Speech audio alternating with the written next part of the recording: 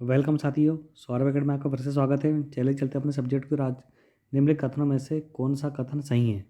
Company अधिनियमों में दिए गए उपबंधों के आधार पर कार्यवृत्तों की विविध मान्यता है, जबकि रिपोर्ट की ऐसी कोई विविध विधिक सम्मान्यता नहीं है।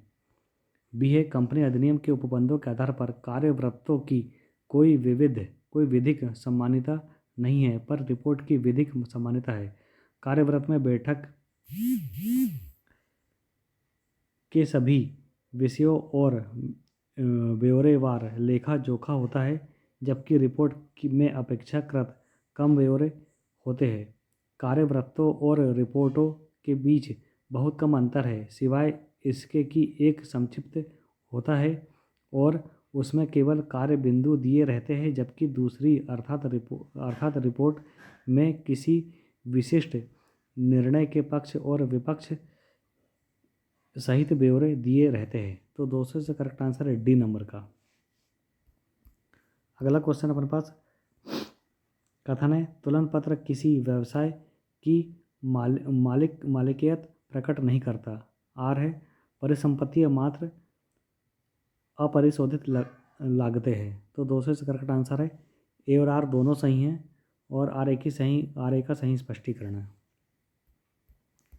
अगला क्वेश्चन है, सही लाभ ज्ञात करने के लिए चालू लागतों का चालू आय के साथ सुमेल करना आवश्यक है।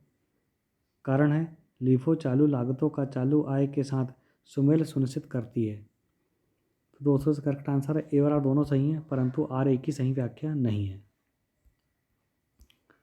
अगला क्वेश्चन है, चालू परिसंपत्तियों और चालू देयताओं में समान वृद्धि चालू अनुपात को घटा देती है। कारण है, चालू परिसंपत्तियों और चालू देयताओं के समान ह्रास भी चालू अनुपात को घटा देता है। तो दोस्तों इसका ए और आर दोनों सही हैं, पर लेकिन आर ए की सही व्याख्या नहीं है। कथन है अपना, आरओआई को प्राथमिक अनुपात मानना उचित ही है, क्योंकि यह प्रयुक्त पूंजी पर अर्जित सापेक्ष निवल लाभ निर्दिष्ट करता है। डू पॉइंट चार्ट दर्शाता है कि प्रमुख तत्व किस प्रकार आरओआई में अभिसरण करते हैं, और कारण है, इक्विटी पर प्रतिफल आरओई का लगभग सही मापन आरओआई से ज्ञात नहीं किया जा सकता, क्योंकि यह निर्धारित करना कठिन है कि परिसंपत्तियों के किस अंश का वित्तीय इक्विटी द्वारा हुआ है। तो दोस्तों इसका करेक्ट आंसर है ए और आर दोनों सही हैं, लेकिन आर ए का सही व्याख्या नहीं करता है।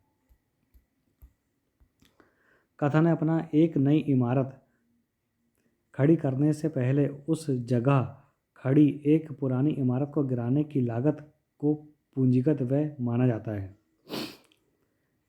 कारण है, यह लागत नई इमारत के निर्माण के लिए प्रासंगिक नहीं है। तो दोस्तों करेक्ट आंसर ए और आर दोनों सही हैं, लेकिन आर ए की सही व्याख्या नहीं है। एक बार नियमित हो जाने के बाद पब्लिक लिमिटेड कंपनी के नाम से परिवर्तन नहीं की सकता, और कारण है, हर पब्लिक लिमिटेड कंपनी का नाम अलग होना चाहिए और वह भ्रामक अथवा अन्य किसी कंपनी के नाम से मिलता जुलता नहीं होना चाहिए। तो दोस्तों इसका कथन ए गलत है, लेकिन कारण आर सही है। अगला क्वेश्चन है, शेयरों का अंतरिधि कंपनी के प्रवर्तकों के विरुद्ध विवरण पत्र में समाविष्ट मिथ्या जानकारी के लिए वाद नहीं ला सकता। कारण है, कंपनी के प्रवर्तकों द्वारा विवरण पत्र में दी गई जानकारी केवल मूल आवंटियों को संबोधित होती है। दोस्तों इसका कथन ए और आर दोनों सही हैं और आर ए की सही व्याख्या करता है।